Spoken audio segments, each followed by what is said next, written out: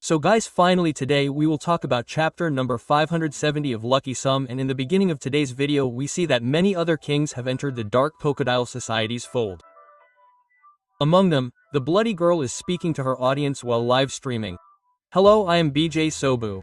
Representative BJ Buchan of streamers. The audience of this girl is also watching the whole situation here. They can see that some Chinese people are coming to kill her. Seeing the Chinese coming towards her like dogs, a person from the audience says, I am worried.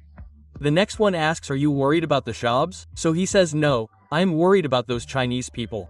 That is, this girl is going to make ghosts of these Chinese. After this the scene shifts and we see Tasoma, who is holding his shoulder and pressing it slightly. So his juniors say to him, Sir, why are you suddenly touching your shoulder? Is it injured again? No, it hasn't healed even after so many years.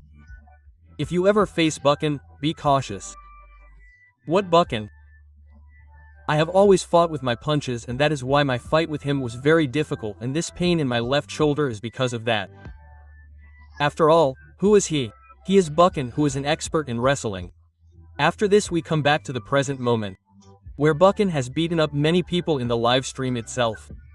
She is beating the Chinese people so badly that they start running away from here.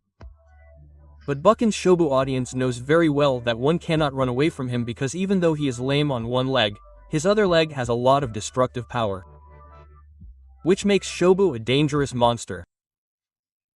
Shobu pounces on the people running away with the destructive power of her one leg and pins many of them to the wall and says, I have caught you.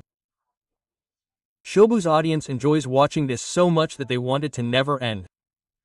Exactly the way you want this chapter to never end. After this, we see the first generation skeleton artist. He and his friends have beaten up many Chinese people and made a wall of them and have also made their art on that wall. Their leader i.e. Joik says, this is the birth of my new masterpiece art. Yes boss, look, our audience is also coming running towards this side. Seeing many Chinese people running towards him, Joik gets ready to beat them up and says, very good, my art needs the applause of all these people. After this the scene shifts and we see Shakodu Wang and his people. Actually, Shagdu Wang is telling his men that you should be careful of the people of Yujun Book. Shagdu's companion says, why do you want us to be careful of those people? It does not matter how dangerous they are. After all, they are from Gonggido only. Shado sprays something on the cuts on his forehead and says that there have been many wars between Gonggido and Gangwon-do during the time of their first generation. This means that there are as many dangerous fighters in Gangwon-do as there are in Gangwon-do. There are so many dangerous people there that no one alone can unite Gonggido. But there was one man who was very close to it. Everyone wanted him to become the king of Gyeonggi-do. I am talking about artist Joik Yunin.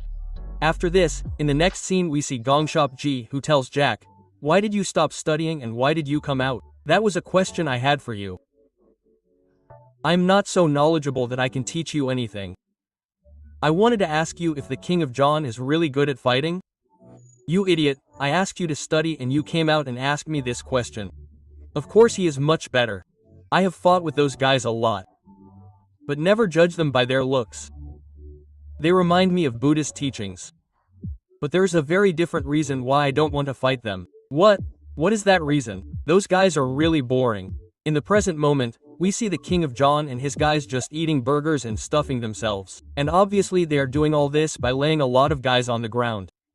Here we are told that during the time of the first generation, their circle was called Sham Shim Dang. Their leader Hamin says while eating a burger, well, I am not sure what he is eating, but whatever it is, he says while eating, oh no, what do I do now? There is no jam in the bread, but elder brother you had brought jam with you, right? Yes, I also thought so. But where is Jagna? Elder brother, you are really very funny. You turned Jagna into Jagna. Yes, I did the same. They are passing their time here in this way, but a person from the Dark Crocodile Society is watching them and says you idiots. But Jagna runs ahead with many of his people and shouts that the way is clear. The rest of the kings have made way for us. Now it is time to go inside the Dark Crocodile Fall. Our plan ends here. Now all that is left is to fight. Everyone get ready. Today we are going to kill Paige's mother and sister. While running, Yovula says in her mind that this is our first and last chance. Finally today we will kill those people and I will complete my father's revenge. But I did not know that both of them are so powerful. She is now looking at Jake and Samuel, who are killing many Chinese guys very easily. They are not even concentrating on the fight. Jake says to Samuel, "I am telling you that your chest has grown a lot compared to before. Go away and eat cheap chocolates." Yovula says softly from a distance, "Yes, definitely it is big." Who said this? I mean, here we are talking about Samuel's chest, but still Yovula while running says in his mind, he is from the second generation, right? After all, how can the second generation be so powerful? Together with this and these people we can defeat Peck and Joe. But really that next guy looks very poor to me. She is thinking in her mind about the lineman from whom Samuel is lighting his cigarette while running. Seeing all this, Yovula feels that he has come here only as a servant. And obviously he will not be a very good fighter. That is why we will have to protect him. But then the lineman is in a dilemma. Samuel asks him to light a cigarette and Jake refuses to light his cigarette. Seeing all this, the other speed guys also feel pity for the lineman.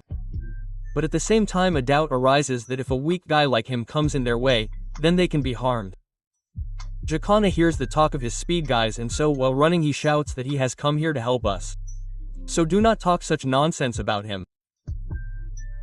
But in the meantime an executive punches Jagna, which Jagna obviously blocks with both his hands, and this executive named Unning says, "Speed, you succeeded in fooling the Ugasians. This is really praiseworthy." The number 2 guy says, "I thought Uzation took everyone with him, but now it seems he has left half the executives here. There are more executives present here, out of which some are 1,000 squad leaders and some are 100 squad leaders. And I told you earlier that 1,000 squad leaders are more dangerous and 100 squad leaders are a little less dangerous. And obviously out of 1,000 squad leaders, you must not have forgotten Jamal Bai, who might be from Pakistan or Bangladesh." Quote, seeing them, Jake and Daniel say to each other, "Daniel, you have fought with them before. So tell me, are they strong?" "Yes, these people are strong, or are they really so strong that you have to say this? What did you think? Why did I run away last time? Even though these people are less in number now, that's why they look weak." Quote, but still fighting them is not going to be easy. But both the guys of Speed's number 2 attack 2 of them. And one of them tells Jagna that, "Jagna, you go ahead. Yes, we cannot let the new guys die here. So it will be better if we finish these guys here. What are you thinking? Hurry up, use Cheyenne will be coming." So Jagna runs forward with the rest of the guys and says okay, then move ahead. Those who are staying behind will reach us soon according to their skills. We just have to focus on catching Pachayan now. But in the meantime 3-4 executives attack Speed's number 2.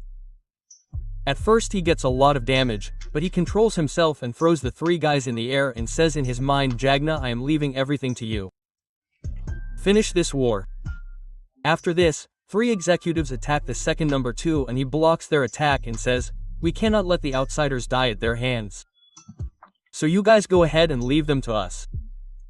This guy not only blocks their attack but also diverts it in such a way that all their attacks fall on each other. Meanwhile, Bonham, Yovula and Sebastian Kong are also beating the other guys very well.